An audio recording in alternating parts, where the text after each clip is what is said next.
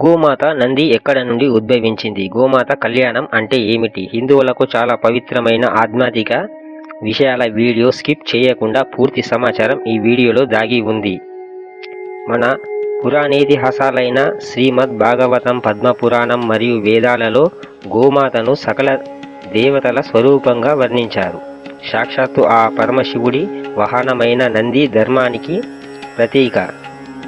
క్షీరసాగర మథనంలో ఉద్భవించిన కామదేవుని ఐశ్వర్యానికి మూలం. హిందూ పురాణాల ప్రకారం ఆవును, గోమాతను కేవలం ఒక జంతువుగా కాకుండా సాక్షాత్తు మహాలక్ష్మి స్వరూపముగా మరియు సకల దేవతల నిలయంగా భావిస్తారు.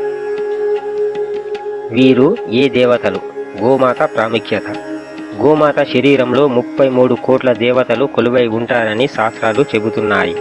ఆడ గోమాత ఆవు, ఇది కామధేనువు అంశగా సంపదను ఇచ్చే మహాలక్ష్మిగా పూజించబడుతుంది.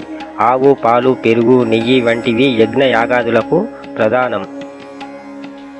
మగ గోమాత ఎద్దు నంది. ఎద్దును ధర్మానికి ప్రతీగా భావిస్తారు. శివుని వాహనమైన నందీశ్వరుడు సాక్షాత్తు శివస్వరూపమే.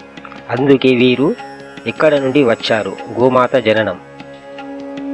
పురాణాల ప్రకారం గోమాత ఆవిర్భావం క్షీరసాగర మథనం పాల కడలిని చీలినప్పుడు ఆ సమయంలో జరిగింది. సముద్రం నుండి 5 రకాల దివ్య ఆవులు ఉద్భవించాయి. నంద, సుభద్ర, సురభి, సుశీల, బహుళ. వీటిని సమష్టిగా కామధేనువు అని పిలుస్తారు. ఈ కామధేనువు దేవతలు స్వీకరించారు. ఆ తర్వాత కాలంలో భూలోకవాసుల క్షేమం కోసం ఆవుల సంతతి భూమిపైకి వచ్చినట్లు చెబుతారు.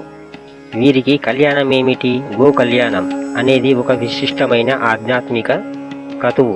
ఇది సాధారణంగా వృషభి ఎద్దు మరియు ధేనువు ఆవు మధ్య నిర్వహించే అష్టోక్తమైన పెళ్లి. ఉద్దేశం ఏమిటి? లోక కళ్యాణం కోసం పాడి పంటలు సమృద్ధిగా పండాలని మరియు సకాలంలో వర్షాలు కురవాలని ఈ కళ్యాణం చేస్తారు. కార్తీక మాసంలో లేదా కపిల షష్ఠి వంటి పర్వదినాల్లో గో కళ్యాణం నిర్వహించడం ఆనవాయితీ. నమ్మకం. గో కళ్యాణం చేసిన లేదా వీక్షించిన సకల పాపాలు తొలగిపోయి అశ్వమేధ యాగం చేసినంత పుణ్యం దక్కుతుందని భక్తుల నమ్మకం.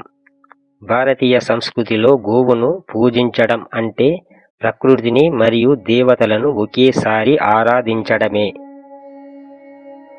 ఈ వీడియో మీకు నచ్చితే ఒక లైక్ చేయండి, మీ మిత్రులకు షేర్ చేయండి. ఇలాంటి ఆధ్యాత్మిక దైవభక్తి విషయాల కోసం మన ఛానల్ను సబ్స్క్రైబ్ చేసుకోండి. సర్వే జన సుఖినో భవంతు.